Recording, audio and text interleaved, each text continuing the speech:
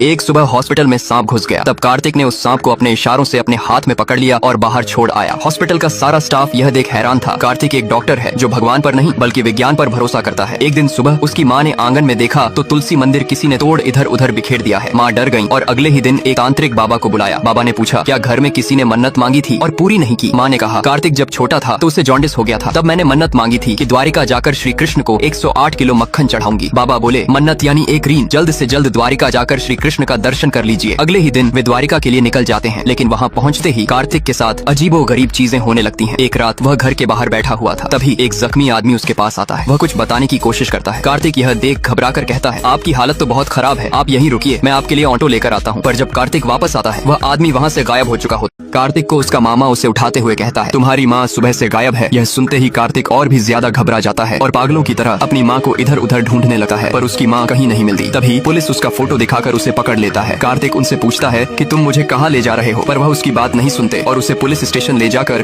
उसे एक वीडियो दिखाया और पूछा इस आदमी ने तुझे जो भी बताया वो मुझे बता दे, तभी मैं तुझे यहाँ से जाने दूंगा। कार्तिक कहता है इन्होंने मुझे कुछ नहीं बताया, उनके साथ मेरा कोई संबंध नहीं है। पुलिस वाला कहता है याद करने की कोशिश कर वरना तुझे जेल में डाल दूंगा। कार्तिक को कुछ समझ नहीं आ रहा था कि उसके साथ यह सब क्या हो रहा है। तभी अचानक एक लड़की वहाँ आती है और उसके हाथ में एक चिट्ठी देकर वहाँ से चली जाती है। उसमें लिखा था खिड़की से कूद जाओ बिना सोचे समझे। कार्तिक खिड़की से कूद जाता है और जैसे तैसे छत से कूदकर ट्रैक्टर की ट्राली पर गिरता है और लड़की के साथ वहाँ से भागने में कामयाब हो जाते हैं। एक मंदिर में रुकर कार्तिक लड़की से पूछता है तुम कौन हो और वह आदमी कौन था। लड़की ने कहा मेरा नाम मुग्धा है और वह आदमी मेरे दादाजी हैं। कार्तिक और मुग्धा बात कर ही रहे थे कि तभी कोई सुदर्शन चक्र जैसे अस्त्र से कार्तिक पर हमला कर देता है। उन्होंने देखा कि एक भैरव जैसा आदमी उन्हें मारने के लिए पीछे पड़ गया है। दोनों वहाँ से भागने लगते हैं पर वह आदमी उनके नजदीक आ जाता है। तभी कार्तिक एक लकड़ा उठाकर उसकी छाती पर दे मारता है पर उसे कुछ नहीं होता। आदमी दोनों का पीछा कर ही रहा था कि तभी वहाँ श्री कृष्ण जी की मूर्ति निकलती है। मूर्ति देख वह अपना मस्तक झुकाकर रुक जाता है। दरअसल ये अभिर लोग थे जो श्री कृष्ण से अपार भक्ति रखते थे, पर द्वारकावासी उन्हें घरों और मंदिरों में आने नहीं देते थे और न ही हवन यज्ञ में हिस्सा लेने देते थे। श्री कृष्ण के अवतार के अंत के बाद अभिरों ने उनकी एक मूर्ति चुरा ली और श्रद्धा से उसकी पूजा करने लगे, पर द्वारकावासियों ने उन्हें लाठी से पीट कर वह मूर्ति छीन ली। तब अभिरों ने प्रतिज्ञा ली श्री कृष्ण को पूजने से पहले उन सबको हमें याद करना होगा। केवल कृष्ण पक्ष के समय ही यह यज्ञ समाप्त होगा, उससे पहले यदि कोई भी श्री कृष्ण के करीब जाएगा तो वह मारा जाएगा। गुरुजी की यह बात सुनकर कार्तिक सोच में पड़ गया। आखिर इतने भयानक अतीत रखने वाले लोग मेरे पीछे क्यों पड़े हैं। दादाजी के वॉइस मैसेज के सहारे मुग्धा कार्तिक को बेट द्वारिका अपने दादाजी के वर्क प्लेस में लेके आई। वहाँ कार्तिक को रहस्यमयी खोज के कागज मिले जिसमें लिखा था द्वापर युग के समय में बांसुरी बजाते वक्त शिकारी का तीर कृष्ण जी के पैर के अंगूठे में लगने से भगवान ने अपना देह त्याग दिया और तत्पश्चात पूरी द्वारिका समुद्र में डूब गई। किंतु उससे पहले कृष्ण जी ने अपने सलाहकार परम मित्र उद्धव जी को अपने पैर का कड़ा देते हुए कहा द्वापर युग के अंत के बाद कलयुग आएगा जिसमें पाप और बुराई चरम सीमा पर होगी। तब जो संकट आएगा उससे बचने के लिए यह चीज काम आएगी। द्वारिका नगरी के डूबने के बाद उद्धव जी ने द्वारिका से निकलकर जो इस कड़े के लायक होगा वही व्यक्ति उस तक पहुंच सके ऐसे आधार बनाकर उस कड़े को एक रहस्यमय जगह पर छुपा दिया। कलयुग में कई राजाओं ने कड़े की खोज की पर कोई उस तक नहीं पहुंच पाया। आखिर में वल्लभ वंश के सूर्यवर्मन ने कड़े तक पहुंचने का एक सुराग हासिल कर लिया था। उस खोज को एक पत्र में लिखा गया था। उस पत्र के सहारे मुग्धा के दादाजी ने उसे खोज निकाला जो कि द्वारिका में ही छुपा दिया, जिसका क्लू वर्क प्लेस में ही मौजूद था। तब कार्तिक की नजर एक चित्र पर पड़ी। दादाजी की खोज के कागज पढ़ने के बाद कार्तिक की नजर एक चित्र पर पड़ी जो कि कृष्ण तालाब का था। तब कार्तिक को याद आया कि मुग्धा के दादाजी उसे इसी चित्र के बारे में बताने की कोशिश कर रहे थे। बिना समय गवाए कार्तिक कृष्ण तालाब के पास पहुंचा और उसमें छलांग लगाकर पानी की गहराई में जाकर पहले आधार मोर पक्षी के साथ बाहर आ गया। कार्तिक को रोकने के लिए प्रोफेसर के गुंडे वहाँ आ गए पर कार्तिक के सामने वह ज्यादा देर टिक नहीं पाए। कार्तिक ने अब दृढ़ता से भगवान श्री कृष्ण के कड़े को ढूंढने का निर्णय लिया। एक ढाबे में बैठकर कार्तिक ने मोर पक्षी पर जब पानी डाला तो वह स्वर्ण में बदल गया जिसमें एक मंत्र लिखा था। वह पढ़कर कार्तिक को आगे का रास्ता पता चला जो कि मथुरा में गोवर्धन पर्वत पर एक गुप्त दरवाजा था और मोर पक्षी उसकी चाबी थी। किंतु कार्तिक के आगे अब एक और समस्या थी। काफी लोग और पुलिस उन्हें ढूंढने लगी थी। तब कार्तिक ने अब्दुल मियाँ को पैसे देकर उसकी गाड़ी में छुपते छुपाते मथुरा के लिए रवाना होने का फैसला किया, पर वहाँ के कुछ लोगों ने कार्तिक और मुग्धा को पहाड़ पर जाते देखा और अखबार में उनकी तस्वीर छप चुकी थी। तभी वहाँ के रहने वाले लोगों ने अब्दुल मियाँ को अगवा कर लिया। कार्तिक और उसके साथियों पर 5 लाख का इनाम था, इसलिए गाँव वाले उन्हें अगवा कर गाँव में ले आए। वहाँ एक तांत्रिक ने सबके माथे पर तिलक किया और एक कमरे में सबको कैद कर दिया। उसी कमरे में एक लड़की इस तरह बैठी हुई थी जैसे उसके शरीर में किसी आत्मा का साया हो। थोड़ी देर बाद 2 लोग आए और लड़की को पकड़कर तांत्रिक के पास ले गए। तांत्रिक ने उस लड़की को बालों से खींचकर चारपाई पर बांध दिया, फिर मंत्र पढ़कर उसके ऊपर कोड़े बरसाने लगा। दूसरी ओर कार्तिक खिड़की तोड़कर बाहर निकलने की कोशिश कर रहा था, पर उस बेचारी अबला पर नजर पड़ते ही उसने अपना इरादा बदल लिया। उसने गुस्से में एक डंडा उठाया और तांत्रिक के सर पर जोर से मार दिया। कार्तिक का गुस्सा देखकर कोई भी उसके आगे आने की हिम्मत नहीं कर पाया। फिर उसने पूरे गाँव को प्यार से समझाते हुए कहा, इस लड़की के शरीर में कोई आत्मा नहीं है, आप लोगों की अंधश्रद्धा ने इसे पागल बना दिया और इस तांत्रिक की हवस ने इससे भूत। गाँव वाले सारा सच समझ गए। उन्होंने कार्तिक की मदद की और उसे आगे का रास्ता दिखाया जो कि गोवर्धन पर्वत राधा कुंड की ओर जाता था। पहाड़ों की ऊंचाई पर स्थित गोवर्धन गिरी कश्मीरी पर्वत जो कि राधा कुंड है। वहाँ पहुँचते ही कार्तिक को एक पत्थर पर छपा हुआ मोर का चित्र दिखाई दिया, जिसमें एक छेद था। चित्र देखते ही कार्तिक समझ गया कि मोर पक्षी ही इसकी चाबी है। मोर पक्षी को छेद में लगाते ही एक रहस्यमय पत्थर का दरवाजा खुलने लगा। कार्तिक और उसके साथियों ने गुफा में प्रवेश किया। अंदर बिल्कुल अंधेरा था, पर तभी कार्तिक के हाथ में एक पत्ता गिरा। यह देखकर वह सोच में पड़ गया, अगर ये पत्ते इतने हरे हैं तो इस गुफा के अंदर कहीं न कहीं से सूर्य की किरणें आ रही हैं। तभी कार्तिक को मंदिर के गुरुजी का दिया हुआ मंत्र याद आया, जो था तमसो मां ज्योतिर्गमय, अर्थात मुझे अंधकार से प्रकाश की ओर ले चलो। यह मंत्र सबने एक साथ जोर से पढ़ा। तब पूरी गुफा में सूर्य की किरणें दर्पण से टकराकर एक जगह ठहर गईं, जो रास्ता बताती थी। वहाँ जाकर कार्तिक ने मुग्धा को ऊपर उठाया और वहाँ से उन्हें दूसरा आधार मिला, जो कृष्ण जी की बांसुरी के समान था। एक जगह बैठकर जब सबने ध्यान से देखा तो वह असल में एक टेलीस्कोप था। सुबह जब सबकी आंख खुली तो देखा गया कि टेलीस्कोप के साथ मुग्धा वहाँ से गायब थी। सुबह जब सबकी आंख खुली तो देखा कि टेलीस्कोप के साथ मुग्धा वहाँ से गायब है। कार्तिक अब मन ही मन उसे कोसने लगा। इस बेशरम लड़की पर भरोसा करके गलत किया। बातें करते वक्त कार्तिक पर किसी ने पीछे से हमला कर दिया। फिर कार्तिक ने खुद को एक सूखे पेड़ पर उल्टा लटका हुआ पाया और उसके नीचे एक गाँव का आदमी नुकीले भाले गाड़ रहा था। अब्दुल मियाँ और मामा जी के भी केवल सिर ही बाहर थे। तभी कहानी का मुख्य खलनायक प्रोफेसर वहाँ आया। उसने कार्तिक से कहा, मेडिटेशन कंप्लीट किए तुझे 3 साल भी नहीं हुए और तू होता कौन है? श्री कृष्ण के बारे में इतनी खोज करने वाला? कार्तिक ने कहा, बांध के तो कोटेशन हर कोई दे सका है, एक बार मुझे खोल दीजिए, फिर हम बात करते हैं। प्रोफेसर हंसते हुए बोला, मेरे पास मौका अच्छा है, लेकिन मैं तुझे नहीं मारूंगा। हमारे पुराणों पर सवाल उठाने वाले तुझे मरने के लिए इस प्रकृति के हवाले छोड़ रहा हूँ। फिर प्रोफेसर वहाँ से चला गया। अब कार्तिक पूरी तरह से फंस चुका था, पर तभी दूर नजर पड़ने पर उसने देखा कि मुग्धा एक छकड़ा लेकर उसकी ओर आ रही थी। अब कार्तिक के भारी वजन से बंधी रस्सी टूटने ही वाली थी कि तभी मुग्धा ने एक 0 टर्न मारकर सारे भाले हटा दिए और कार्तिक को सही सलामत बचा लिया। मुग्धा ने कार्तिक को बचाकर उसे बताते हुए कहा कि मैंने तुम्हें धोखा नहीं दिया था। मैं हमारे सफर में जिनकी मदद मिल सके ऐसे लोगों से मदद मांगने गई थी। मेरे दादा के साथी से पता चला कि मेरे दादा के पार्टनर डॉक्टर धनवंतरी वेद पाठक जी एक साइंटिस्ट हैं, वो हमारी मदद कर सकते हैं। कार्तिक उनसे मिलने उनके घर पहुंचा। डॉक्टर धनवंतरी आंखों से अंधे थे, फिर भी उन्होंने हजारों किताबें पढ़ी थी और 4 किताबें लिखी भी थी। उन्होंने कहा, हजारों साल पहले आज जो टेक्नोलॉजी है वो उस समय और भी एडवांस थी। उसे मानने वाले मुग्धा के दादा डॉ राव उनमें से एक थे, पर डॉक्टर शांतनु की लालच उन्हें अमीर बनाना चाहती थी। उन्होंने कई लोगों को अपनी तरफ कर लिया था, पर राव जी कड़े पर लिखी मेडिकल इंक्रिप्शन से दुनिया को आने वाली महामारी से बचाना चाहते थे। इसलिए जान का खतरा होने पर भी उन्होंने कड़े का पहला क्लू हासिल किया और कार्तिक को ही उस काम के लिए तकदीर ने इसलिए चुना क्योंकि कार्तिक को एंटीक चीजों से खास लगाव था। फिर कार्तिक ने पूछा, आप कैसी बातें कर रहे हैं? आखिर श्री कृष्ण की वस्तुओं में मेडिकल इंक्रिप्शन कैसे हो सका है? तब